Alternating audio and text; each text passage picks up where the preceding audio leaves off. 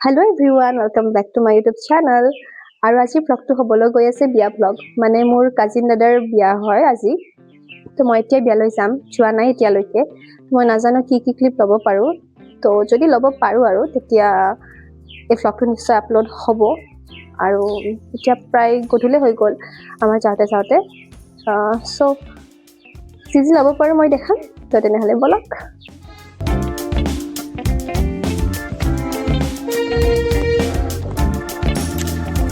guys, আমি আহি পালো মাইকটো আনবাই লাগছে দে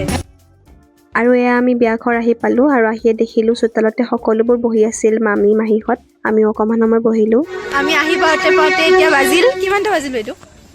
8টা বাজিল নেকি 8টা বাজিল কিন্তু দৰা ঘৰত কোনো নাই আৰু এয়া ফাইনালি আমি ওলাবৰ কাৰণে আহিলো দৰা কিছু সময় পিছত যাব সো আমাক ওলাব কৈছে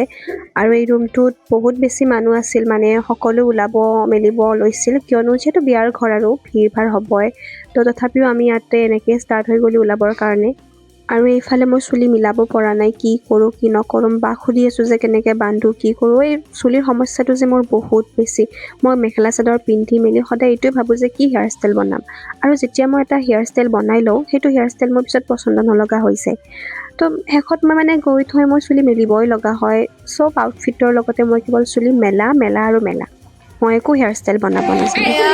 মই মেখেলা চাদৰ পিন্ধিলো আৰু মোক পিন্ধাই দিছে আমাৰ মামীয়ে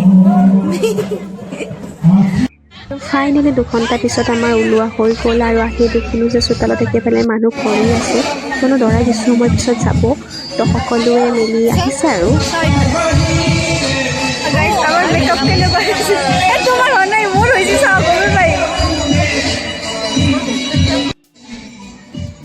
দৰাৰ লগত সকলোৱে ফটো উঠি আছে মামাহঁতে উঠিব কৈছে মাহীহঁতেও আছে আমিও ফটো উঠি ল'লোঁ আৰু এতিয়া দৰা যাবৰ হ'লেই আৰু এয়া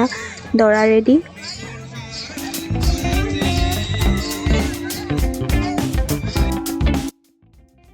এতিয়া আমি গৈ আছো আৰু কইনাৰ ঘৰৰ ওচৰতে হয় বেছি দূৰ নহয় আৰু এইখিনি সময়তে দৰা ঘৰীয়া আৰু কইনা ঘৰীয়া সকলে ফটকা জ্বলাইছে আৰু আগত আমাৰ দৰাক ৰখোৱা হৈছে কিয়নো কিবা কিবি কুৱেশ্যন সুধি আছে আৰু সেয়ে আমি দৰাক ইয়াতে ৰখি দিছোঁ অকণমান সময় এয়া বা মই জেঠীমা অকণমান আগতে আহিলোঁ চৰব লগা হ'ল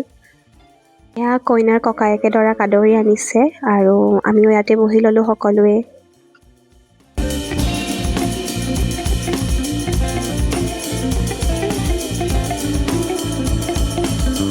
ফাইনেলি কইনা ওলাই আহি বাহিৰলৈ আৰু নিয়ম নীতিবোৰ এতিয়া কৰি আছে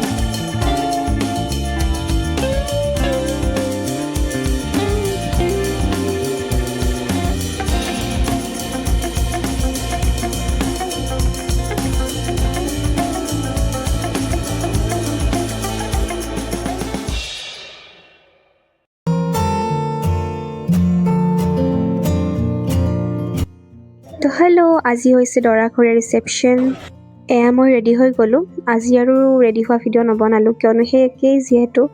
আৰু এইফালে আহি দেখিলোঁ মামীহঁতে ফটো উঠি আছিল মানে মাহঁতে সকলোৱে মাহীয়েক জেঠীয়েকসকল আমাৰ সব গাইজ আউটফিটটো দেখাই দিয়া অলপমান